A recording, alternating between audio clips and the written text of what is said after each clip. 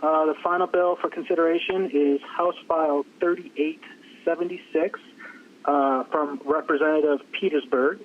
Representative Petersburg moves his own bill, House File 3876, to be laid over. We have a couple amendments on this one. Let's see. But first, we have the author's amendment. Let's see. You guys should all have that in front of you. I believe that's 805. Yes.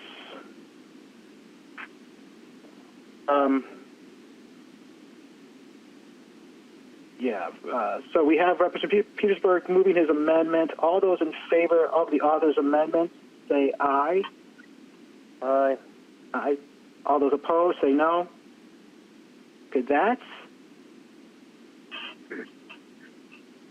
Oh, wait a minute. Hold on a second here, folks.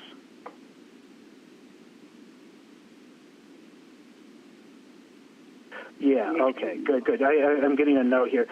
That's pretty significant. We're going to want to spend some time to allow staff to explain that. Do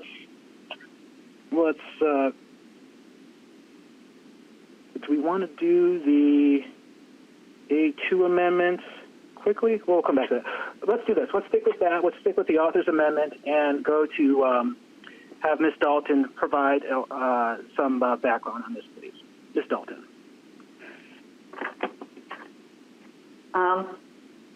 Thank you, members of the committee and Chair Carlson.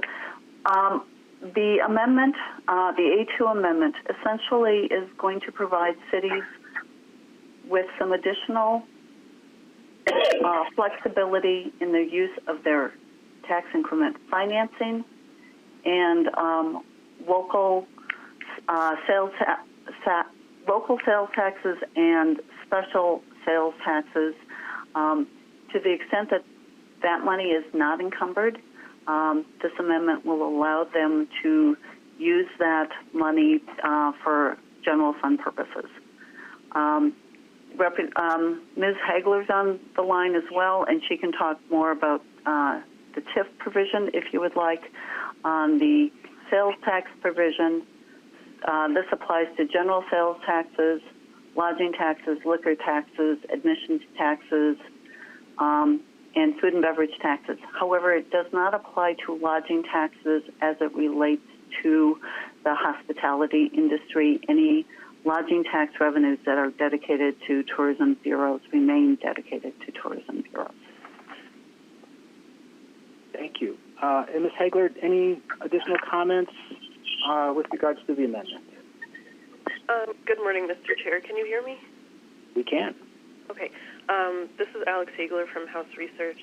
I will just add quickly to what Ms. Dalton said about the TIF language. She covered it pretty much there, that only unobligated funds, which would be those increment that is not dedicated to making bond payments or other financial obligations, would be eligible for transfer. And for both the TIF and sales tax provisions, these transfers can be made up until December 31, 2021. And both provisions do have a public hearing requirement, which requires that the municipality approve the transfer of the funds and what the funds will be used for. Wonderful. Thanks. And it looks like all members have been unmuted. So just to clarify again, this is the author's amendment, the A2. And we'll just by voice vote, all in favor of the A2 amendment, say aye. Aye. Aye. Any opposed, say no. No. One no. Okay. With that, the amendment is adopted. We have one more amendment before us. It's the A4 amendment. Representative Hertaus, if you would want to please describe your amendment for us.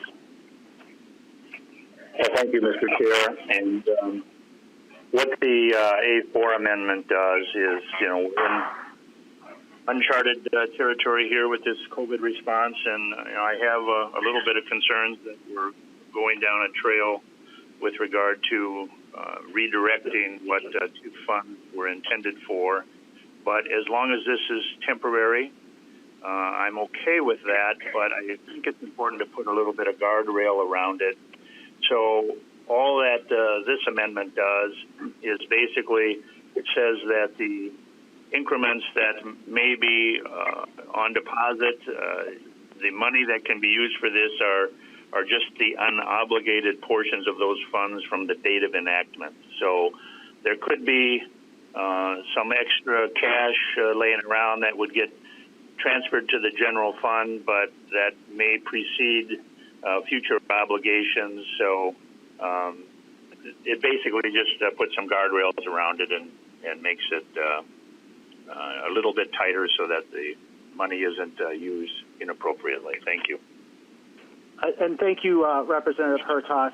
Members, this is a clarifying amendment. It's one I think we can all accept. I would definitely recommend voting in favor. So we will do a voice vote on the A4 amendment. And all in favor of the A4 amendment, say aye. Aye. Aye. Any opposed? Okay, with that, the A4 amendment is adopted. Okay, got through that part of it. All right, we're back to Representative Petersburg. Representative Petersburg, if you would please just talk about your bill. Thank you, Mr. Chair. The bill started out as some issues that we're having especially in greater Minnesota, with some of our redevelopment TIF districts in which cities are trying to develop blighted blocks of property, and they were having extreme difficulty in acquiring all of the properties and getting the project up and done within a 5-year period. As you can imagine, things move a little slower, and so they were inquiring about the possibility of giving them an extra 5 years to accomplish that for redevelopment districts, which I think is reasonable to do that. And then as we started hearing about some of the COVID-related expenses that cities and municipalities are having, and some of the constraints on some of the federal and other state programs that they have that are very specific, it got to be suggested that maybe there are some other avenues in which we can help temporarily for some of the cash flow and some of the needs that are going to be needed over the next a year or so. Normally, I don't really like to see expansion of uses for things, especially sales tax and others that are impacting the individuals. And I know that there are times in which we need to micromanage some of the municipality expenditures and so forth. And then there are times in which it's best for the local communities to actually have a little bit more authority. So the guardrails that I think are most important on this particular amendments are that this is temporary. It's because of the unprecedented financial struggles that we're going to be having over the next 18 months or so. The guardrails are putting in the deadline, the sunset, that this only authorizes through the end of next year. And so with that, I think this gives at least another tool in the toolbox, shall we say, for cities and others to be able to utilize some funds that are currently sitting there. Obviously, the obligations are still going to have to be covered, and the funding is still going to have to be taken care of, because these projects will still need to be completed, and it is a contract with the municipalities. So we just felt that this would be one way that it would be helpful. And I'll stand for questions as well. Thank you, Representative Petersburg. And I'll just like to say it's been a real pleasure working with you over this past week and putting together these kind of list of options for municipalities during these unprecedented times. So it's, again, working over the phone and just kind of getting this work done. It hasn't been easy, but I do appreciate having worked with you over the past week. We do have some testifiers. I think let's get through, just to kind of maintain some sense of order here, if we can get through our testifiers, and then we'll get to member questions. First on my list, I have Dan Dorman from Greater Minnesota Partnership. Dan, if you're on the line, if you could introduce yourself and please proceed with your testimony. Good morning, Mr. Chair and members. I want to thank you for hearing this bill and thank Mr. Petersburg for all the hard work he's done to bring it this far. The Greater Minnesota Partnership, of which I'm proud to represent, has had an interest in this type of legislation for the last couple of sessions. And what we're hearing from our members, and it came up in the interim at a couple of housing hearings we've had, is because we have cities that are trying to redevelop multiple portions or multiple parcels with an eye towards housing in a couple cases. And what they have found is that in Greater Minnesota, due to the timing and other things, it sometimes takes longer than 5 years to assemble these parcels for the eventual redevelopment. Currently, the workaround would be just to let the blight stand, let a board of buildings sit there, and that impacts neighboring properties. It also could impact if they're still trying to get a developer to come in and look at these projects, it's just not going to look as good. So what the cities are asking is that they could extend the current 5-year clock to 10 years, which should be an adequate amount of time to get these projects going. So it doesn't impact the amount of money that's eventually involved in the TIF. It just gives them an extra 5 years to assemble all the parcels before they begin the new construction. It would allow them to get rid of the blight immediately so people wouldn't have to look at it. And I think in the long run will result in better projects in Greater Minnesota. So it's a relatively small change, but I think it's an important change, and we sure appreciate the consideration of the committee. That's all my testimony, Mr. Chair, but I'd be happy to answer any questions that you or others may have. Wonderful. Thank you, Dan. I appreciate your comments today. And I believe you submitted a letter as well. Is that correct? That is correct, Mr. Chair. Okay, wonderful. So members, you should have that. It's online. You can locate the letter there. Get another point of reference with regards to Mr. Dorman's testimony today. Next on the list, I have Mr. Craig Clark. Mr. Clark, are you on the line? I am, Mr. Chairman. Wonderful. If you would, please introduce yourself and proceed with your testimony. Thank you, Representative Petersburg, Mr. Chairman, and members. My name is Craig Clark. I'm City Administrator in Austin, Minnesota, also a board member of the Greater Minnesota Partnership. We're asking for your help today to address some increased flexibility for the Minnesota TIF law and allow one more of Minnesota's most advantageous tools to meet the reality of an often expanded timeline for redevelopment projects in rural communities like Austin. The reality in redevelopment projects take a much longer time in Greater Minnesota and often come with public support for these projects. This leaves us dealing with unnecessary blight for an extended period of time with the current TIF law. I think in our packet, we submitted, I'm not sure it made it in your packet, but we have a picture of a property that is in Austin. It's basically a 1900 vintage house with an addition that was put onto it for a motel. It had sat vacant for many years and was a clear blight on the community. We acquired that property in partnership with our HRA and demolished that property. What we've done by doing that is to address the immediate blight, but the long-term use of that property is going to be hamstrung by the lack of being able to use the redevelopment TIF. Ideally, we'd like to establish the basis for the increment where the valuation stood and remove the blight and roll the 25-year period forward and start the TIF when we actually get the project built and the certification. But we understand moving from 5 to 10 years would be a big step in moving in that direction, and certainly understand wanting to take an incremental approach. As Dan mentioned, it seems counterintuitive that essentially Minnesota statutes encourages the blight to stand when, we can board it up and let it set for as long as we want and then tear it down. It certainly clearly met the blight test, but we'd rather get rid of the blight establish the basis, and then build off of that and assemble the parcels necessary. You know, in a rural community, our budgets are tight, and we have to assemble a lot of funds to be able to make those, assemble those properties and make it attractive for a developer. We're already challenged by our prevailing rents and the like. So to try to get a developer to come to a rural community like Austin is already a challenge. Clearing the site, establishing the basis would seem to be a prudent way to move forward to help encourage redevelopment of blighted areas. Well, thank you, Mr. Clark.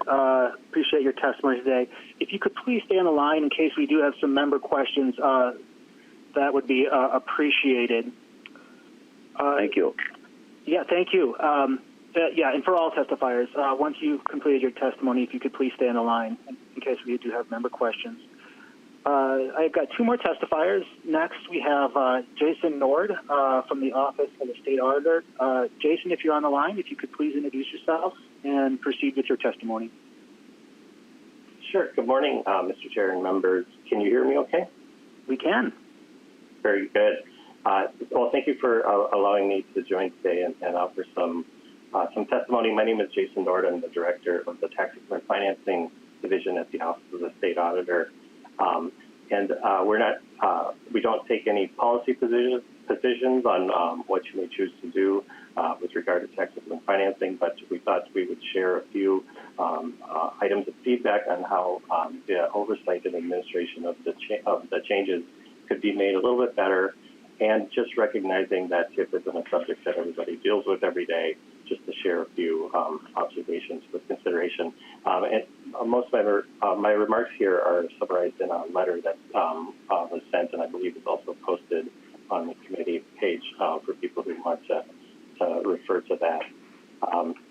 So regarding the original provision of the bill of the extension of the 5-year rule for Greater Minnesota redevelopment districts, from an administrative standpoint, the only issue that we want to note is that while it extends the 5-year rule to a 10-year rule, there should also be a corresponding change to the 6-year rule, so that when the 6-year rule says beginning in the 6th year, it means beginning in the 11th year for these extended districts. And then I thought it may also just be helpful to share that back in 2010, when the recession was an issue, there was an extension, a temporary extension of the 5-year rule for districts due to the economic consequences.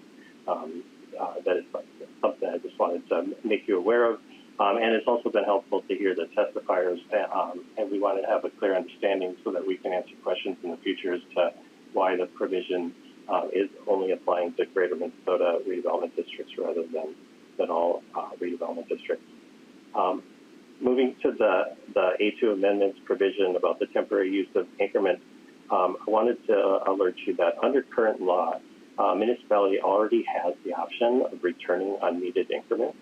And when they do that, the county auditor then redistributes them back to the city, the county, and the school district in proportion to their tax rate. So cities already do have an opportunity to return funds and receive a share back to use for general unrestricted purposes.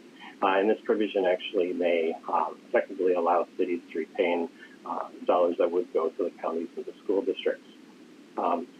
So you may also want to understand the issue that there are many cities that are very diligent about returning unneeded funds, and there are other cities that maybe retain and sit on unrestricted funds or unneeded funds for a while. So you may want to recognize that this provision could create a little bit of inequity there, or an incentive for future behavior as to whether cities would be diligent in returning unneeded funds. An additional observation or question we have is as to how this provision would work with the interfund loans.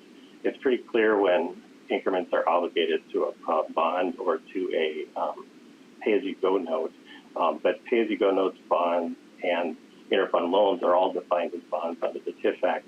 So we wanted some clearer understanding as to whether interfund loans also work a little differently. A lot of times, an interfund loan is just when a city uses money from another fund to pay for TIF expenses with the intention of repaying themselves later on. with interest. And sometimes TIF authorities don't necessarily expect to be fully repaid or repaid at all, but the interfund loan is there so that if there's money available after other obligations are paid, that they would be able to reimburse themselves for the cost. So it's a little unclear as to whether a TIF district with an interfund loan may make these transfers prior to paying off their interfund loans, or whether they would be required to pay their interfund loans first. And if they were able to make the transfers, then that would just delay and increase the interest that they're accruing on their interfund loans. So moving from that on to just some more technical recommendations that we have that would make oversight, I think, a little bit better for this provision. We would ask that you please require that the spending plans that are required to be adopted, that they be sent to our office.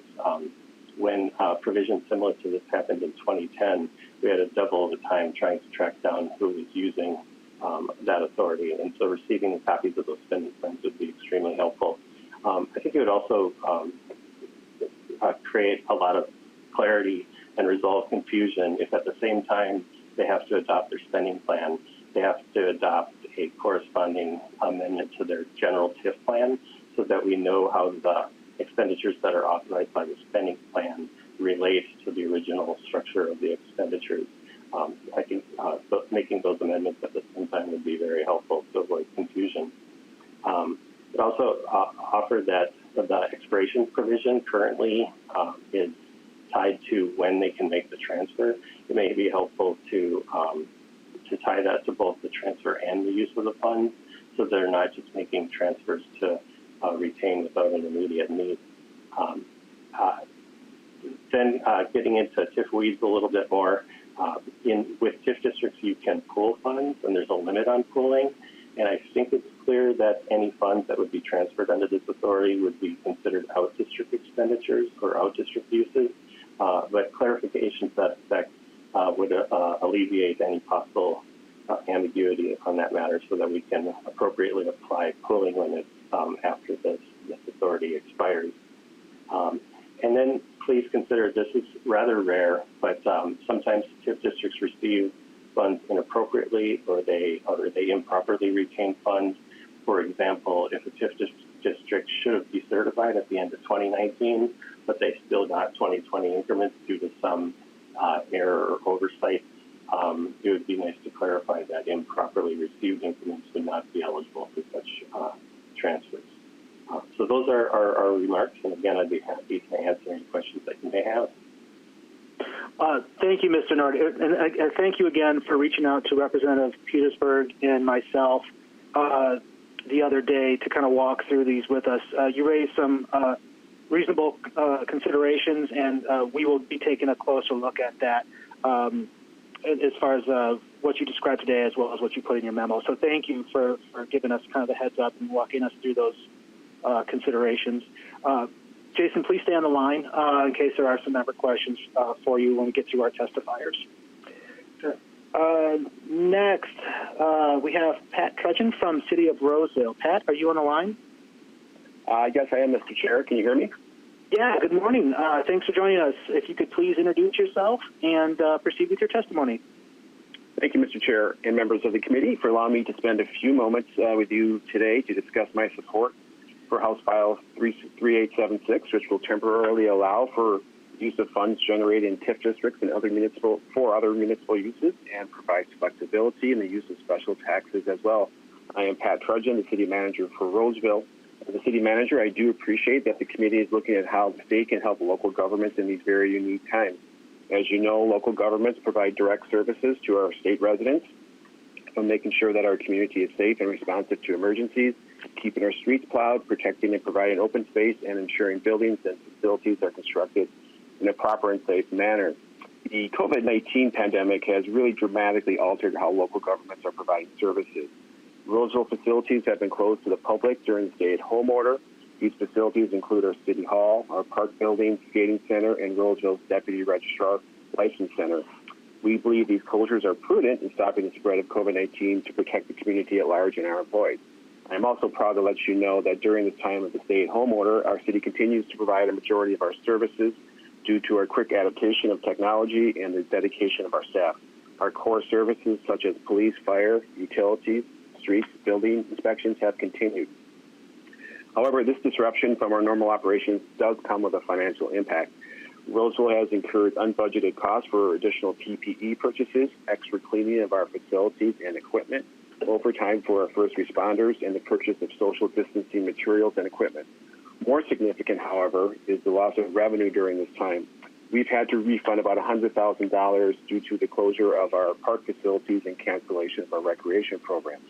Our Deputy Registrar License Center has already seen a $200,000 drop in revenue. In addition, understanding the tremendous impact the shutdown has caused to our local businesses, the Roseville City Council recently approved refunding a portion of the on-sale liquor license fees to Roseville restaurants and bars. We're also lowering additional business fees and waiving late fees for utility payments for a 3-month period. These actions will reduce the fees collected by the city by $60,000, but we do feel strongly that we must do everything we can do to help our business community and our residents. In Roseville, we work very hard to keep our property taxes as moderate as possible, and we rely on fees and other revenue sources to reduce the use of property taxes to fund city services and programs. The loss of revenue that I mentioned earlier is greatly impacting our budget for the remainder of this year, as well as future city budgets. We are implementing cost cuts and have done some limited furloughing of seasonal employees, but that will not be enough to cover budget shortfalls brought on by the COVID-19 pandemic. I'm concerned that we will have to turn to utilizing additional new property taxes in future budget years to address the pandemic-related costs and revenue loss. Every city and township, as you know, in the state are facing the same challenges as we are in Roseville, with increased costs and reduced revenue. We all need some help. This bill, as drafted, will allow local governments in Minnesota the flexibility to address the financial impact of COVID-19 in a way that best fits their own local community's needs. I believe this legislation will be good for local government and ultimately the local taxpayer. I once again want to say my thanks to the committee in considering this proposal and urge you to support it. Thank you. Mr. Trudgeon, thank you so much for your testimony. Please stay on the line in case we have some member questions for you. Okay, that is the end of our list of testifiers. Member questions. First on the list, I have Representative Gomez. Representative Gomez, if you could please first indicate who your question would be directed towards, so we can also bring them back on the line and then proceed with your question. Thank you, Mr. Chair. I guess I have I think I know the answer to the question, but I guess to me it seems like this, so the TIF district kind of captures the increment that in the tax base that would normally go to cities, counties, school boards, and other, taxation districts. And so this basically puts money that would have flowed proportionally into the general funds of those entities just into the general fund of a city. But I guess to me it seems like this, so that hello? Yep, Representative Gomez, you're kind of breaking up on us there. Okay, I'm sorry. I wasn't. So basically, this feels like it's kind of making it so that the increment that normally would have flowed proportionally to cities, counties, school boards, and other taxation districts is into their general funds is now just flowing into the general fund of the city. And so I guess I'm just thinking about cities, counties, and school boards that occupy the same geography obviously are work together on issues, and so I'm just curious about that piece, about the impact on counties and school boards in particular. We'll hand this over to Ms. Hagler to provide a more succinct response. But in short, the potentially yes, the funds would be available to municipalities' general fund. But with that, if Ms. Hagler is with us, if she could provide perhaps a better answer. Mr. Chair and members, essentially, yes, Mr. Chair, you summed it up pretty much okay. I would maybe defer to Mr. Nord if he had maybe a more practical or technical answer to this, as he might be able to talk more about what happens kind of on the ground there. However, part of my understanding is that a portion of the funds that are considered unobligated that the city retains for itself for like administrative expenses that they pay to themselves, this also would include that. So it's not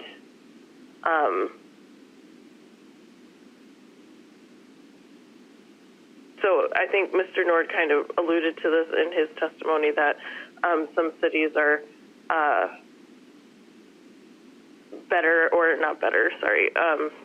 quicker at distributing the funds than others. So there may be some interplay with that. So I'll just defer to Mr. Nord if he has anything to add here. Oh, thank you. And Mr. Nord, I believe you're still on the line with us. And Representative Gomez, also Mr. Nord's letter can be found as one of the attachments too, which does a good job of succinctly kind of speaking to their additional considerations for the bill too. So I would direct members to review that as well. But Mr. Nord, if you want to add to the answer to the question, that would be appreciated. Sure, Mr. Chair and Representative Gomez.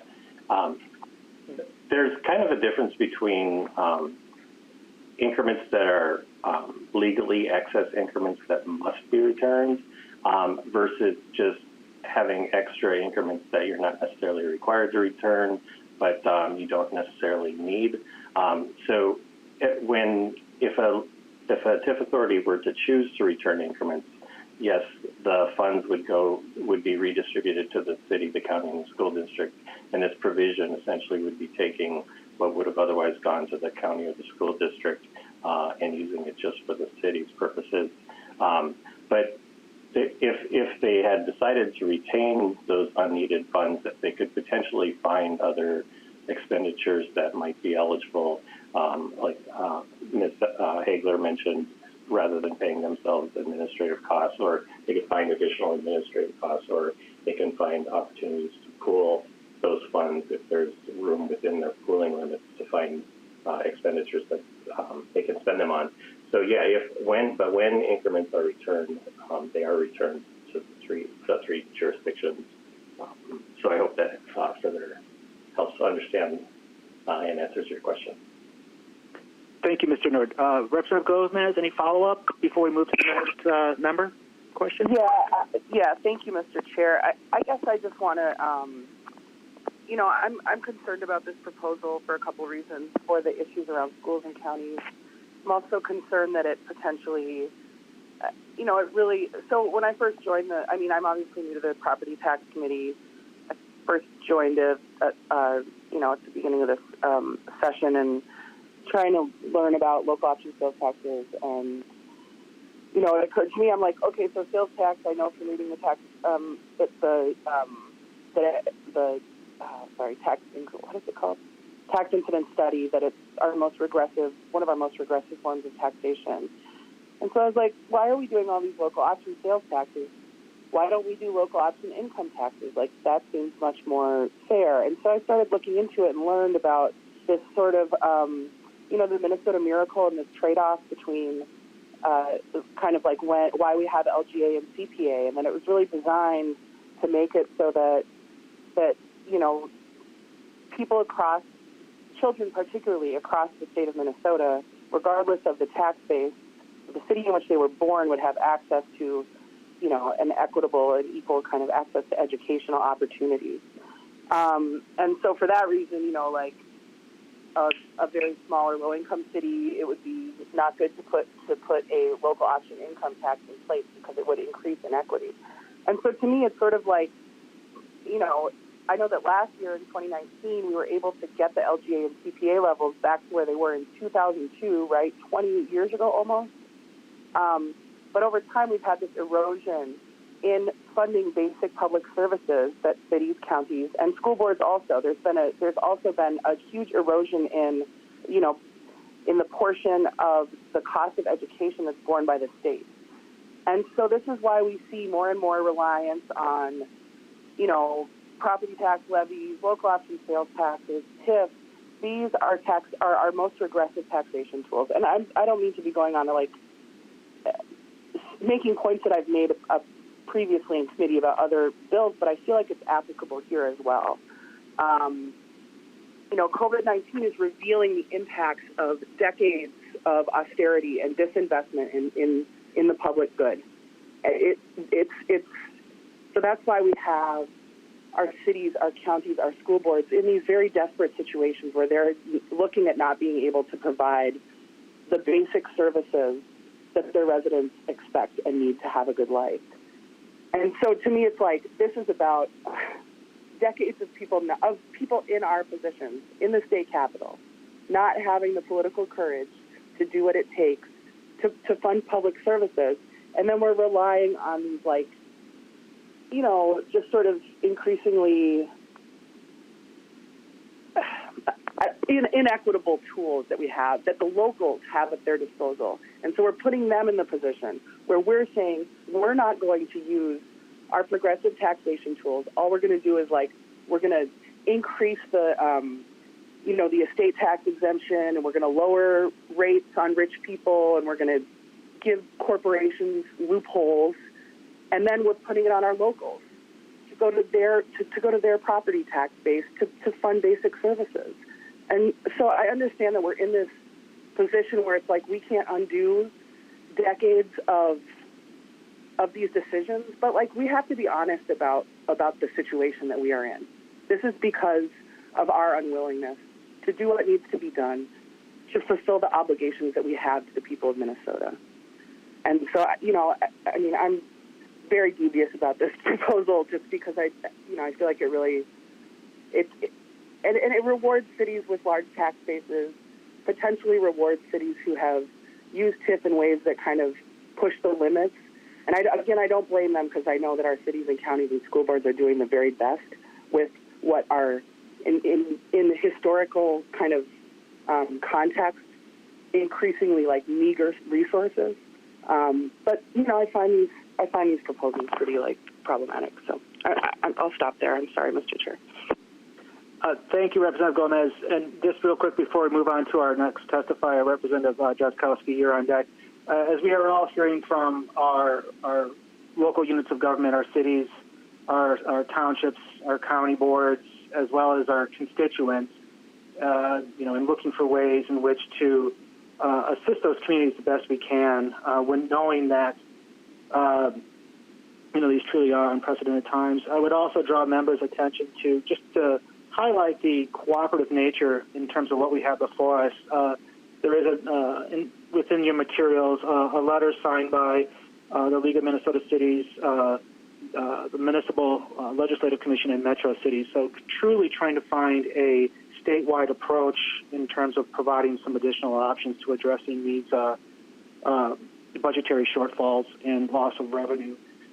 So please take the time to read through those documents. I think it just speaks to the broad work effort that was put into this by a lot of individuals. Representative Drazkowski, you're next. If you could please first indicate who you'd like to direct your question towards so that you can get them on the line and then proceed with your question. Thank you, Mr. Chair. Good morning. I really don't have anybody to direct a question to, just had some comments for the committee as I look at this. I share some of Representative Gomez's concerns, not all for the same reasons, but I think we owe clarity to the property taxpayers and realize that these TIF districts are a temporary increase in taxes for property taxpayers to pay the rest of the costs of those governments operating. And so extending this to 10 years is going to disrupt that clarity and certainty even more. I'll admit, too, as being chair of this committee for 4 years, and I kind of heard it in your voice, Mr. Chair, too, this area of TIF is a very complicated area to understand all the different gears and cogs on the gears. And so I really think as we look at the underlying bill provision here, that extends it from 5 to 10 years in the rural areas. I think we need to take some more time to look at this. It was very clear to me in Mr. Nord's testimony that there's a lot of implications for this that I think need a lot more discussion. And I think the migration of this policy to being 5 years in statute didn't happen accidentally. It's happened over time, and it stayed there largely. And if you look at the bill, lines 2.9 through 2.15 on the bill, you'll see those times when it has been extended. It's been extended temporarily and then returned back to the 5-year length. And I think there's some wisdom in that. So I don't know that we want to or should jump into making this change from 5 years to 10 years. Part of me says, Mr. Chair, these cities can't get this done in 5 years. If there's a blighted building, like the pictures that I've seen on the attachments to our email, they can't 5 years to get the project done, really. So that's, and I'd like to hear, not today, but at some point from some of those cities as why in the world they can't get that building project done in 5 years. It just doesn't quite ring true. I think we need to have certainty and clarity for the other municipalities and certainly for the property taxpayers as well. And I'll just point out, I think everybody probably knows, but the provision I've been talking about, the underlying bill, is a permanent change in law. The amendment that both the author and Representative Hertaus brought, I think those provisions are good. I think it gives flexibility and it's temporary and then it's done. I think, and I would recommend and urge you, Mr. Chair, as you decide which provisions to bring forward, maybe leaving this permanent provision, the extension from 5 years to 10 years, leaving that on the table for us to consider in the future and talk about more in depth, because this is very important for us to talk about more in depth and understand better. But bringing those temporary provisions forward for the COVID-19, discussions and work we're doing, I think might be a good approach. So thank you, Mr. Chair and members. Thank you, Representative Drazkowski. We do appreciate your comments on what we have bringing before us today. I have one more testifier signed up, Representative Vang. Again, if you could indicate who you'd like to direct your question towards, and then proceed with your question. Thank you, Mr. Chair. I guess this question will be more directed towards the process. I think this is a good bill. I think this bill makes sense considering the times that we are in. But I do see that it needs a little bit more clarification. And guess, will there be another opportunity for us to talk more about this bill moving forward? Correct, yes. The plan would be to incorporate this within the division report. Okay, sounds good. Thank you. Okay. Representative Hertaus, I see you've got a question for us. Please proceed with your question.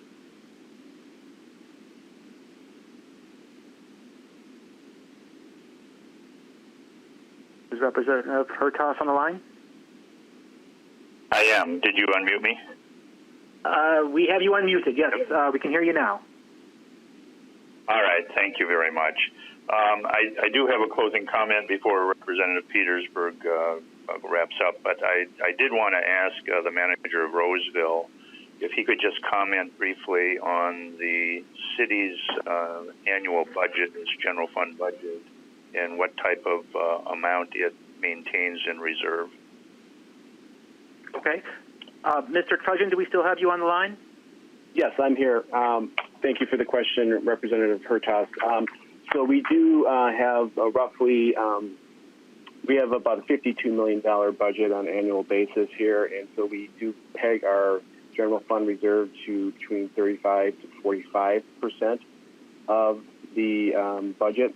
and so of the general fund budget, I should say. And currently, I think we're closer to the end of, or the bottom of that amount, about 35%. We have used reserves in the past few years, so it's probably about $6 million. However, that's important that we keep that minimum threshold in there because of the cash flow and other needs that come up here. So we do try to maintain a reserve, and we're closer to 35% at this point.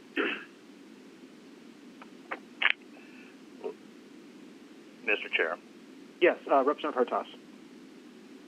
Thank you. And thank you for that reply. And clearly, larger communities, larger cities have larger budgets and they have larger cash flows. We all get that. And a lot of what we're addressing is for smaller communities that have rather limited resources. Obviously, shifting some costs where there are increased 1 or 2% within the general budget. Some communities have greater latitude and a greater ability to make adjustments within their budget. So I think my point is made about that. Mr. Chair, I wanted to make just a couple of more comments. I think Mr. Nord has brought up some very interesting points, and I do think that we should be incumbent upon the Property Tax Committee to revisit some of these issues and make sure that TIF is used in its proper intent. Now, there's a lot of discord with regard to tax increment financing. Some people think it's a wonderful tool. Others think it's not.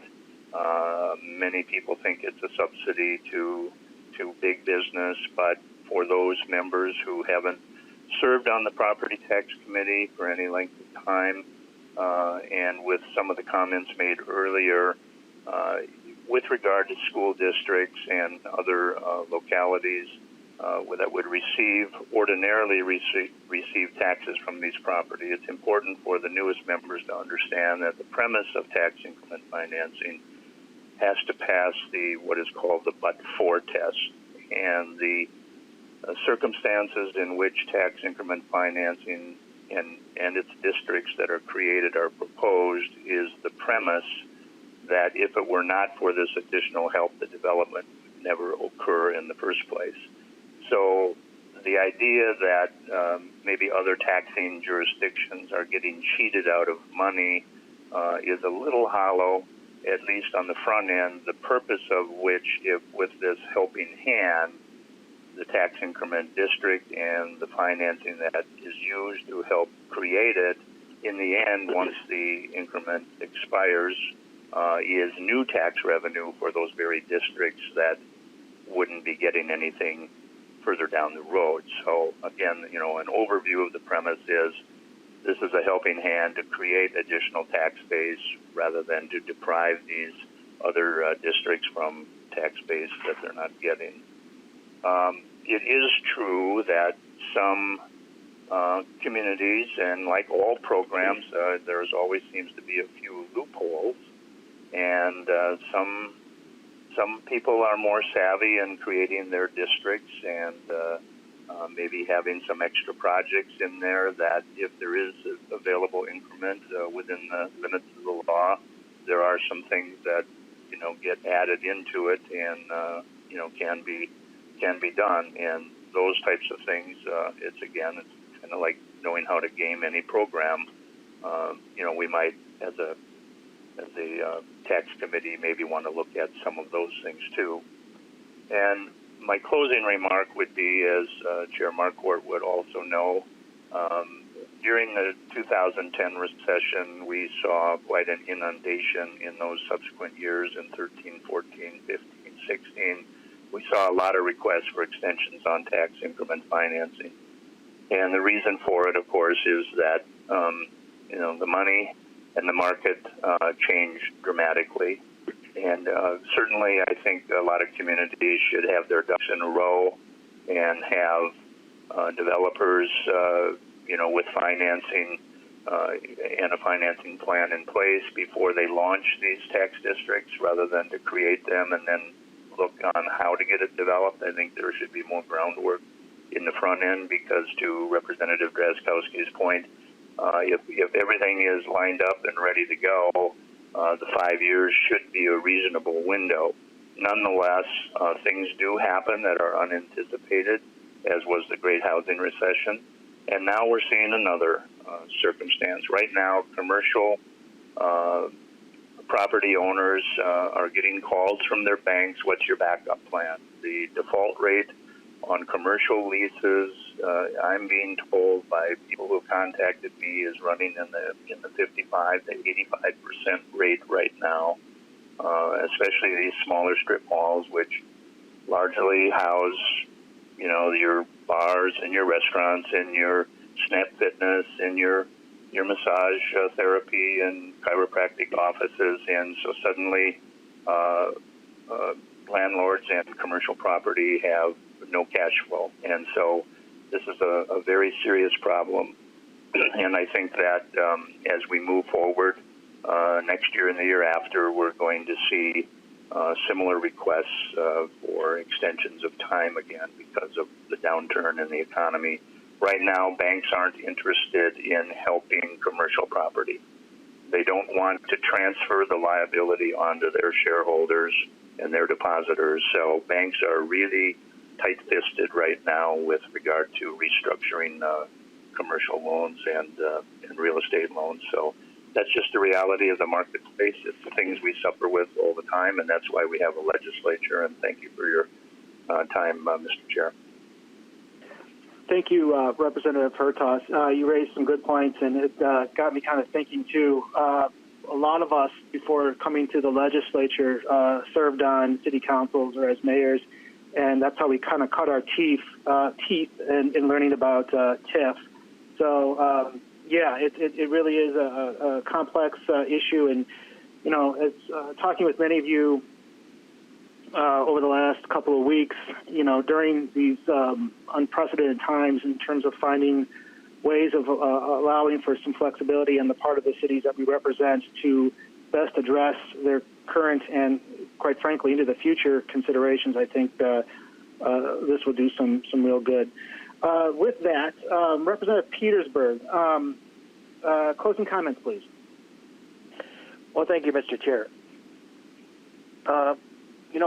The discussion around TIF is one that's been going on for a long time, and this bill was not designed to fix TIF or to correct a lot of the concerns that people might have. It was really to address a couple of specific needs. And one of the things that I think we need to remember about our TIF programs is that it is one of the opportunities that local communities can kind of take charge over their own development. And in greater Minnesota, at least, and I'm sure it's true of Metro also, there becomes greater and greater competition for businesses and others to come into the communities. And communities need that business. They need that industry or whatever it might be in order to maintain its viability. Not everybody needs to move to the metropolitan area, and they need to stay out in other parts as well. And this isn't a competition that I want to say is one or the other. I'm just saying that there are competitions out there, and so TIF allows the local communities to have some ability to be able to draw. And because it's a contract between the city and the company itself, it has some certainty. And so, again, talking about the 5-year to the 10-year rule, it doesn't mean that you have to take 10 years to do it. It just means that you have up to that amount to do it. And so I think people and communities need to have some input. And if we really think that it's better to have government control more at local levels than at state levels, we need to provide opportunities for them to be able to do this. And so in regards to the amendment part of it that added the other two provisions, yesterday as I was talking with the Department of the Auditor's Office, there were some things that they had brought up that I think should be clarified. And I believe that I can work with the chair in making sure that gets done. One of them especially is we should have the auditor's office be notified of any plans in TIF projects, since they are the ones that are auditing it and maintaining that data. So we need to do that, and we need to make sure that it works well. But during this unprecedented time, we do need to offer communities opportunities to be able to utilize funding sources and others within the parameters of what they can do, but we also wanted to make sure, at least I did, that the community is aware of what they're doing. Obviously, the notification issue is there as well, because we do need to give the authority to communities to be able to deal with their taxing authority also. So with that, I just ask for your support and moving forward. And I guess with that, I will renew my motion to lay this over. Wonderful. Well said, Representative Petersburg. With that, Representative Petersburg renews his motion that House File 3876, as amended, be laid over. And with that, the bill is laid over.